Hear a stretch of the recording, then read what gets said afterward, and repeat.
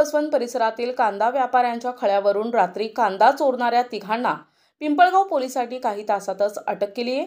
या चोरट्यांकडून 46 कांद्याच्या गोण्या, एक छोटा हत्ती तसेच एक दुचाकी असा एकूण 6,97,000 रुपयांचा मुद्देमाल पोलिसांनी ताब्यात घेतलाय। याबाबत पोलिसांनी दिलेल्या सविस्तर माहिती अशी: पिंपळगाव बसवंत येथील कांदा व्यापारी दीपक गायधणी यांच्या खळ्यावरून बुधवारी पहाटेच्या सुमारास पिंपळगाव बसवंत येथील तिघांनी 46 गोण्या कांदे चोरले होते।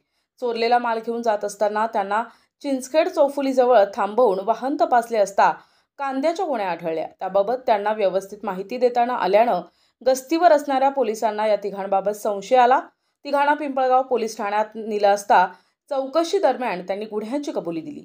व्यापाऱ्याचा फिर्यादीवरून गुन्हा दाखल करण्यात आला।